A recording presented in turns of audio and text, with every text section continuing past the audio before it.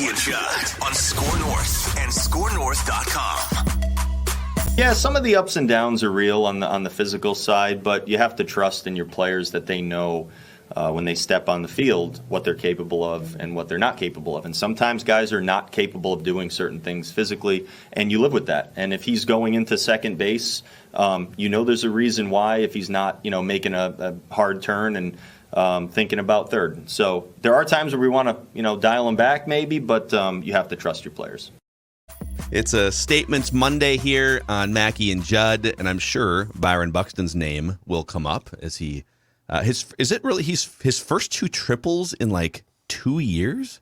Yes, since I believe it was 2019. His triple on Saturday was his first since 2019, and then he subsequently tripled on Sunday too. Wow. Amazing. Triples come in bunches, they say that. Yeah. No? I don't know if they say that, but they came in bunches. They come in bunches. And is that true? Buxton. Or has that been disproven, Phil? Maybe there's been a statistical analysis. Phil. So the Twins just sent a press release out. This started percolating last night that there's some buzz that Wes Johnson's leaving the Twins for college baseball, and then information starts to flow out about Wes Johnson was just playing cards with players and other coaches on the team plane, and guys were getting alerts on Twitter like, what is happening? And so let's unpack this. I'll throw it to Judd for the first statement because Judd has the most experience of any of us. If I remember right, Judd left the Star Tribune high and dry in the middle of training camp to join 1500 ESPN. Yep. Unprofessional as could be. So Judd's about to dish on how unprofessional it is that Wes Johnson's leaving his team in the middle of a season when he left the Star Tribune during training camp in 2011 for 1500 ESPN. That's incredible.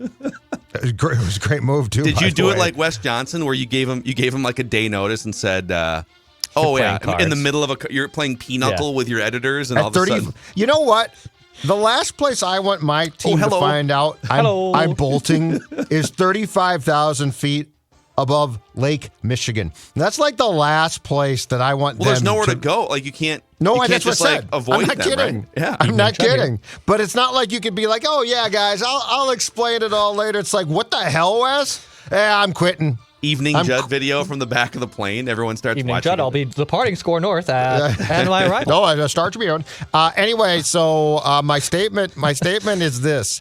This is weird. Now, I understand that the basis of Wes Johnson returning to the college coaching ranks from whence he came to be now the pitching coach at LSU is an incredible raise from $350,000 that I guess he was making as the Twins pitching coach, not too bad, to $750,000 with LSU. That being said, though, think about this, because I got some notes. Well, of course it's financial. He left because of financial. Okay, think about it for a second. He is leaving his team during a season in which they are in first place. Supposedly, the team said, what can we do to keep you here? And he said, nothing. And his departure, it's not, if he left in October, it would be like, oh, okay, interesting. Leaving in season makes it more juicy. And I think it at least causes some very fair questions to ask about how pleased he was here when you do depart in the course of a year in which your team is not bad, but in first place in the division. I'm going to follow your statement with my own statement here and say, my first reaction was, what? This is the most bizarre thing ever. He's leaving one of 30 major league pitching coach jobs for college, middle of the season. But my statement is, this actually makes a lot of sense if you start to dig into the why. And admittedly, I keep up a little bit with college baseball. I have some friends who work in college baseball and just like by association, just, kind of get sucked into some of the fun stuff. But I reached out to one of my friends who's very ingrained in college baseball and said, help me make sense of this. Why is this happening?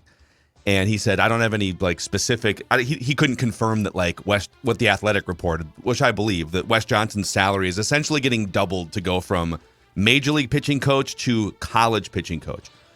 But he said a lot of the SEC schools and even some of the like Big 12 is a big college baseball conference. They will pay more for that same lateral position than major league teams will. And part of it is because, there's a lot of revenue. And like you watch some of these Ole Miss, Arkansas, LSU games, they're packing their stadium on a nightly basis, but they also don't have bloated front office overhead. You go to a college baseball program, if you're the head coach and you're the pitching coach, you run the whole show. You're not answering to, like 20 front office geeks, general manager, assistant general manager, head of baseball operations over here, and then analytics guy over here. You get to run the show. Sometimes you make more money, and the travel's not as bad because most of, in the college baseball season, it's from mid-February until basically June. And yeah, there's off season and there's recruiting and I'm not saying that you get to sit on your ass for 8 months, but the games are mostly confined to like Thursday through Sunday travel, and then even then, half the time or more you're playing at home. And they have some midweek, like LSU played some midweek games last year, but they were almost always home games. So travel is better, the pay is better, and you get more autonomy to run the show how you want to. And if he does well, he can probably make $1 million a year as a the head of a baseball program in college, like the last couple of LSU pitching coaches have. So, I don't know. When you start to dig deeper, I don't think it's a cheap pull ad thing. I think it's just there's about 10 programs in college that will just go bonkers paying managers and assistant coaches at the top level. So, I don't know. That does make some sense. I will just say this. The timing of this and the fact that he was willing and open to at least hear a college job out in June is interesting. Like there is a little bit more here for sure on the fact that he was approachable. And like, yeah, okay, cool. Because I believe Passon tweeted, this is unprecedented. Like you've never had this before. And I don't know if this now starts a trend here or if it's just a potential one-off. But I do find it interesting. And again, there's so much we don't know about how the Twins run as well. Perhaps his role had changed a bit. Perhaps, to your point, Phil, he said, you know what? I'm tired of all of these layers of things I have to go through to do what I want. Perhaps he had a different view of what pitching should be. We don't know. But yeah, I mean, from a family standpoint, and I think he has 3 kids. So from a family standpoint and a financial one, it makes some sense. It's just that the timing to me can't be just dismissed as, well, of course he's going to go. Like that's where it gets to be intriguing about, I wonder what his satisfaction had become here working with what I think is safe to say layers and layers probably of checks and balances as well. And maybe, yeah, like my radar goes up there too that, okay, he was open for business, but if LSU comes to you, and LSU is very aggressive, and I even dug up some, because all of these contracts essentially are public knowledge at colleges. They have to make salaries of coaches public. So LSU paid Jay Johnson. This is last year. I think this was his first year as LSU coach. They paid him over $1 million a year on like a 5 or a 6 year contract to be, I guess they call it head coach. It's weird. He's the manager. They call it head coach. Yeah, they call it head. Yep. College baseball. In baseball, it's head coach. So I went to USA Today to find Major League Baseball managers. So I mean, there's a bunch of guys like Mike Scioscia when he was with the Angels was making, this is from 2018, was making $6 million. Joe Madden with the Cubs from 3 years ago was making $6 million. Bruce Bowe. So there's some guys who are making $5 or $6 million. But at the time of this article, there were a small handful of Major League Baseball managers that did not make $1 million a year. Scott Service at the time with the Mariners, $800,000. Alex Cora with the Red Sox, $800,000. So you have an LSU manager. I'm going to call him a manager. You're a manager. Making like 50% more money than Major League Baseball managers. And again, the reason why is because I think we've gotten to the point in Major League Baseball where the manager doesn't run the show. Mike Scioscia ran the show. But once those guys started getting weeded out, it's like, let's bring in Rocco. And I don't know what Rocco makes, but it ain't $5 million. So let's bring in Rocco, and he can kind of run the show, but he's running the show based on what we want him to do as a front office, right? And so it decreases your value, and that's why those guys don't make as much money. But if you're a top SEC school, we need guys to run the show, so we're going to pay him $1 million a year because we can. So the whole thing is fascinating, and I don't disagree with anything you're saying. It is weird. They're losing their Major League pitching coach in the middle of a pennant chase to a college basically. program. Yeah, it is. It's just weird. So anyhow, go Twins. Go Twins. All right, my first statement. While we wait for the next Twins pitching coach, and I know they're naming an internal person, and we're trying to still supplement pitching additions to this team of a first place team that's trying to pull away from Cleveland. My statement is, hey, Judd Zulgad, why don't you apologize to Dylan Bundy? So I want to go down a little trip. I want to go down a little nerdy trip of Dylan Bundy in 2022, if you'll enlighten me. So Bundy's having, a weird year. He got off to a good start, then kind of hit a wall, but in the last few starts has now strung some things together. But what has been working for Dylan Bundy in 2022? Phil brought up how former first-round pick, a guy who kind of flamed out with the Orioles, who have never really developed pitching at all. What can the Twins get out of him? Well, here's what Dylan Bundy is doing in 2022 that's very impressive. Number one, his control is the best of his career. He's not walking anyone. He's in the 91st percentile in terms of walk rate among MLB starting pitchers. Pretty damn good. Hey, that's right. Not bad, right? Next one. Judd, hear that? Yep. Hear that? Your headphones working I okay? do. Control rate? Hear that? The control? They're working perfect. Okay. They're working absolutely perfectly. Okay, he's only walked 4 guys in June, okay? Yep, June. That's it. June. Heck of a month. Doing really well. A month does not a career make. Doing well. You know what other Or even hitters a are season. doing against Dylan Bundy? They're chasing. His chase rate, 92nd percentile. So when he's dropping in pitches, hitters think, it's Dylan Bundy. He's going to drop it anywhere, and I'm just going to be able to bop it around. No, not so fast. They get a lot of swings and misses there. The chase rate, they're chasing pitches. They should not be against Dylan Bundy, because you know why? Dylan Bundy's a crafty righty. Do you feel that cool breeze coming from the left side of the room? Yeah, that's opposing hitters swinging and missing at Dylan Bundy pitches out of the strike zone. Chasing. And those same people right now are watching film and thinking, I'm not going to chase next time. I'm going to hammer him. Yeah. Just wait for August. Well, Colorado doesn't have access to film, huh? The Diamondbacks. No, I don't think. No, I just watch the Rockies. I don't think they watch any film. It's a fair point. I think they're so checked out they don't care. Actually, maybe Dylan Bundy can just face National League teams. Maybe that's the plan going. We'll save him for the World Series at this point. That could be the move. And the last thing on Bundy, so his fastball velocity it's actually dipped. It's only 89 miles per hour. But here's the thing: opponents are only hitting 210 against that slop ball that he is throwing in there. He's getting more spin rate on his fastball. He's becoming more of a crafty righty. He's lost some velocity, and he's still getting opponents to chase after him. So apologize to Dylan Bundy for those statistics. I'll throw one more. You know who else had an average fastball of 88, 89 miles an hour? Another legendary former Oriole, Mike Mussina. Yeah, the Moose. Oh, yeah. Oh, no question about it. Bundy's spotting the ball the same way. You know what? This really, really makes me sad about the departure of Dylan Bundy's greatest asset on that team, Wes Johnson. Now that Wes Johnson is gone, it's all over. Can we send Dylan Bundy to LSU too? What can we get from LSU in a trade? Chris Archer flat out said, Saturday, Wes is my guy. I trust in Wes. He trusts me. He helps me. And now he's leaving. You know what Wes Johnson is? He is the dad who in the middle of the night leaves his kids, leaves his family. That's what this is. Poor Dylan Bundy. Oh, man. All right, well, I guess we're going to have to wait another week. What is it going to take now at this point for you to apologize? Now, I will say, in fairness to Judd, his ERA just dipped below 5 for the first time in like it's going to take It's going to take another. You know what? If in August he continues to pitch like he did in June, I will give this thought. Although, Phil, you opened Pandora's box on Saturday by jokingly suggesting I apologize to Chris Archer, who I've never ripped. And people are like, yeah, you ripped Archer too. I said, no, I didn't. I said Phil was harder on Archer than me.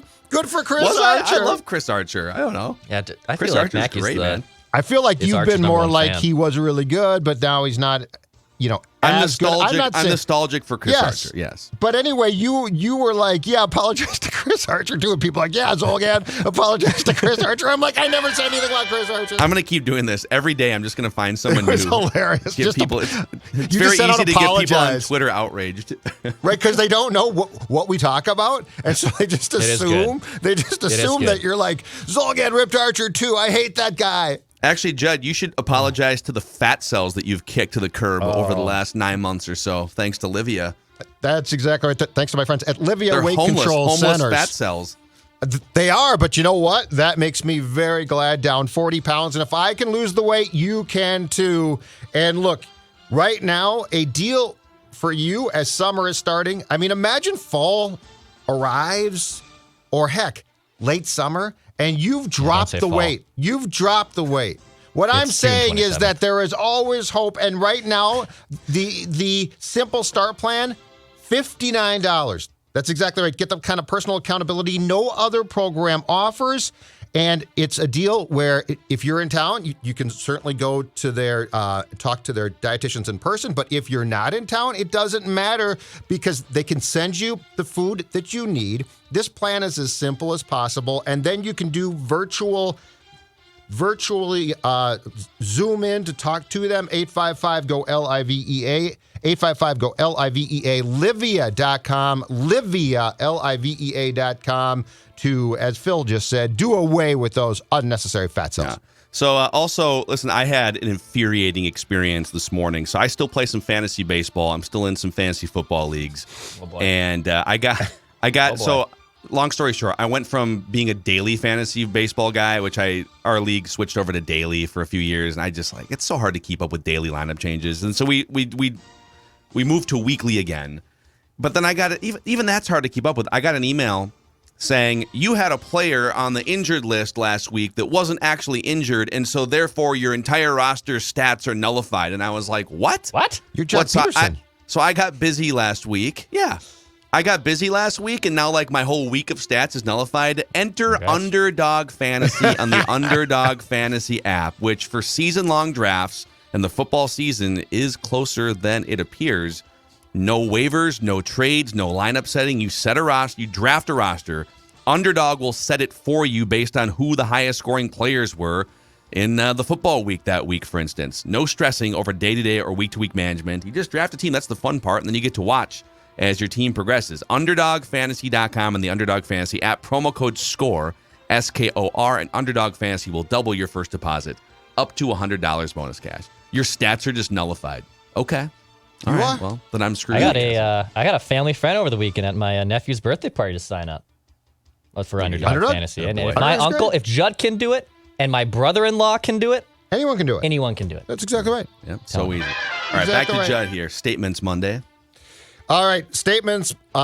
Today, I'm going to go back to the top of the show, the Rocco Baldelli statement that Declan played off the top and say, what a treat. Mm-hmm. What a treat it is. And I say this with zero, there's no condescending Judd here. There is nothing about this that is not true. As a baseball fan, when we get to watch Byron Buxton at full speed, when he is full go, when Byron Buxton, I'm not saying that knee is fine. It's clearly not. But if you watched him play back in the lineup on Saturday and Sunday, a triple in each game, and I believe he was just a home run short of the cycle on Sunday. What we saw was absolutely fantastic. He's running like a deer again in the month of June, 308, 8 home runs, 14 RBIs in 18 games. When I think the reason why, and this is not to place blame, the reason why it's so frustrating when Buxton can't play is because when he can play like he did on Saturday and Sunday, he is so damn special. I think transparency is the lesson here for the Twins, and that the narrative, and I'll make the Joe Mauer comparison again. When you leave things vague or you don't tell the truth about a player, it leaves people, media, fans, to just assume. And oftentimes they assume the wrong thing. With Joe Mauer, and I think multiple parties are at fault here. Joe Mauer for not being more transparent, the Twins and the front office and the entire organization. Bilateral leg weakness, or just sitting out a day game after a night game without any real explanation other than general soreness. General soreness and bilateral leg weakness are the two most popular number 7 jerseys at Target Field between 2011 and 2014. Oh my God. But because they weren't really upfront, they didn't come out and say his knee feels like garbage, or he has lower back pain, or he has something else that we haven't talked about, or whatever it is. Yes. Fans think you're a wuss, or fans think that you're not tough and you're ducking, when really it's the opposite. And Byron Buxton, the fact that they're being more open and honest the last month and a half, talking, if not publicly, they're at least talking through sources, and they're at least floating stuff to people saying, hey, he gets his knee drained. Sometimes he comes in and literally needs his knee drained, and then we have to wait 48 hours, and then he can go back on the field. And then in 3 days, his knee swells up again, whatever. when you put it in that context, it's not, look how soft Buxton is. It's, wow, look at how tough he is. Look how much he's doing to stay on the field and off the injured list. And so public perception's in his favor. And I think they're doing a good job of just sort of maximizing him. He's on pace to play 120 games this year. And right now he's got one of the 15 best OPSs in the league on a bum knee. Mm-hmm. So, yeah, I think the way they've handled this has been much better because of how transparent they have been. Yeah, and I guess what I don't get is this. This isn't tough. Like, being transparent's not tough. It's very clear now that game, which sort of started this whole thing about a month and a half back or so, I think it was against Cleveland at Target Field, where Buxton didn't play. And Rocco postgame says, on days he's not playing. And we're all like, what? He couldn't play. Can we get a little more? Yeah, please. But I mean, that day, but if he had come out, if Baldelli had come out that night and said he just can't play, his knee hurts too much, he can't play, I think we all would have said, well, that's too bad. And it's very concerning, but we get that. But to just be like, well, he's not going to play. And then a week after that, he didn't play, and clearly it was a rest day, so he pinch hit. And it's like, well, now he can play. Well, I think what we saw that basically started to come out last week during the Cleveland series was this. We're going to have to tell the truth. And I'm with you, Phil. I don't think any Twins fan is like, well, you're telling the truth and now I'm more upset. You're sort of like, oh, wow. And then to put into context, what we saw Saturday and Sunday was more special. I mean, my God, the man is running like a gazelle. I don't know how he's doing it, but I mean, when you watch him run, when he scored on, I believe it was the Kepler double late in Sunday's game from first base, and you're watching that guy run, It is special. Like, how many guys do you know who you've watched play baseball and run the bases? And there are a few, but how big is that list where you actually watch the guy trying to score as he rounds the bases as opposed to the guy who hit the ball? That's how, I mean, Buxton's just a special talent. He is, too. I'm just looking through Fangraphs here for fun. Get those nerds! Nerds! He's 16th among position players in wins above replacement, which is a cumulative stat. So if you play more games and have a positive impact, you have a chance for a higher wins above replacement. But he has played between 15 and 20 fewer games than everybody else on this list above him. Like, Manny Machado's been worth 4 wins above replacement. Buxton's just a shade under 3, but Buxton's played 12 fewer games than Manny Machado. So his impact on a per game basis is probably top 3 in the entire league this season. And I like when he gets to third base and shows some emotion and thumps his chest and or hits a bomb into the third deck and turns to the dugout, flips his bat. Like, there's just a fun nature about him. Dex, do you have any other Twin statements here? Yeah, I do. It's similar in Judd's vein. It's worth the price of admission. So I think we talked last week that I had been to 8 games in my Twin season ticket package, and I'd only had seen Correa, Buxton in the lineup 4 times, just twice since the opening week when the season started. And Saturday, both of them were in the lineup. And to Judd's point, when he was rounding that second base and he's coming down third and he's thumping his chest, that's awesome, man. Like, gets Target Field pumped up. And as a season ticket holder, who is approaching renewal, by the way, I think I'm like 6 to 7 weeks away from having to make my first decision if I want to renew my season tickets for 2023. What's the answer right now? Wes Johnson's gone. Yeah, Wes Johnson. I mean, I really love. You should file a formal complaint. Yeah. I loved all 5'7" of Wes Johnson coming out every time. Was one of my favorite things. But I think I'm probably at, like, internally, I would say it's probably like a 70% chance that I'm renewing. Okay. That I'm renewing. That's that I'm pretty good. renewing. I wouldn't say it's a lot. What would be the main thing that would get you to not renew? Price, just the cost. And here's the other internal dilemma, and I don't think this is a cost problem. So our seats are technically in a row, and I'm going to openly admit this. I haven't sat in my assigned seats since, like, the opening week because there's so many other open seats below from where my row is. There's, like, no one at Target Field. I don't really stop. I know the usher who I see every single time. So I just continue down my merry way. Sounds like the ushers aren't doing their job to me. Yeah, exactly right. They're supposed to kick ass. You mean those knees aren't going to come down and get mine? So I just sit, like, 20 rows even further down from where I'm supposed to be. And even the gal said, like, well, we should just get tickets here. And I'm like, but here's the thing. If we move down the row, it's going to cost more. Yeah, you're not doing that. So if I can be locked into this price and only have to sit there, like, because, opening day I had to sit there because it's packed and it's a sellout crowd. but I don't want to have to pay more if I can just still sit 20 rows down. You got a solution for me? This is a white collar question. Maybe Judd's going to go down the same path here. And this is not a solution for the audience. This is a privileged solution. Yes. Wouldn't it be more cost effective until Target Field fills up again? Because right now, like, you can just kind of walk in and sit wherever. Right? There's like on a good night, there's 25,000 people. Couldn't you just use your media credential and then buy a standing room ticket or like an upper deck ticket for the gal or whoever you're going to go with? And then just wander around the stadium? I think he's proud to own the tickets, though, which I sort of get. I do get that. That is true. It's a status thing. It's a status thing. Yeah, I understand you. A status thing. I own Twins tickets. I own. Cool. It's like a Packer. This is what a Packer fan owner feels like, right? Yeah. Like this is what I have a certificate. You know, I get 10% off side with Dex food. Here. Okay, like it's that adds cool. up after a while. I'm just floating it out there. If cost is an issue, then, I've got the solution. I've got the solution because you're right.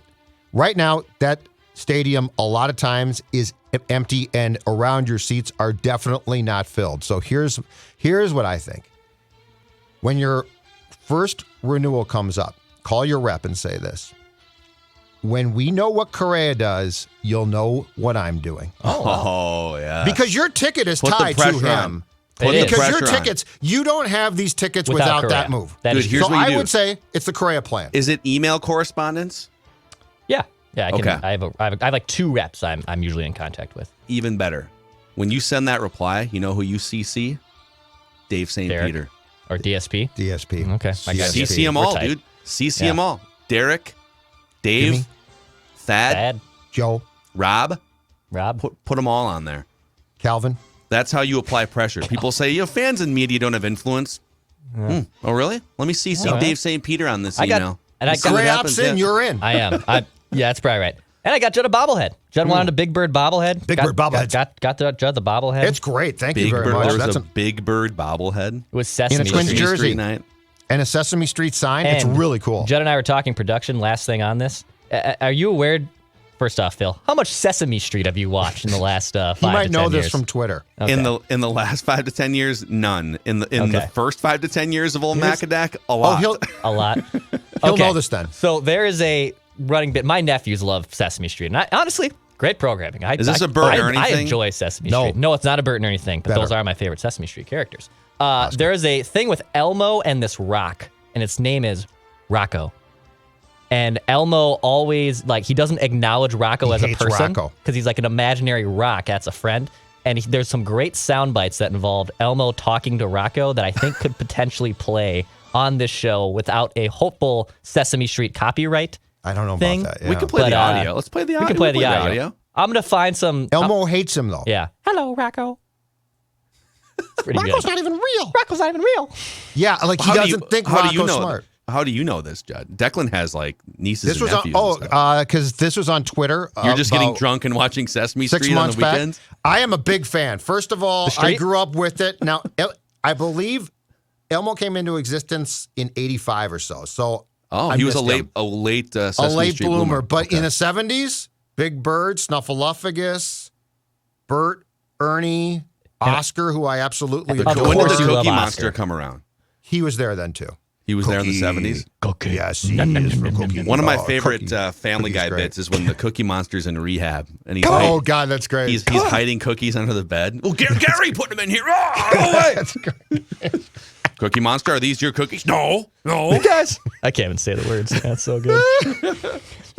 Anyway, okay. Elmo hates Rocco. And I think that we should take Dex is right. We should take advantage of that. I'll look into it. Okay. Sounds good. Hey, thanks to our friends at Federated for helping power the first half of Statements here on a Monday. Federated's been around for over 100 years, almost as long as Sesame Street, helping business owners with risk management tools and protection, frontline protection to help maximize your business. They've also partnered over the years with several different Minnesota sports teams. So, they're one of us in many different ways. Check them out at federatedinsurance.com, where it's our business to protect yours.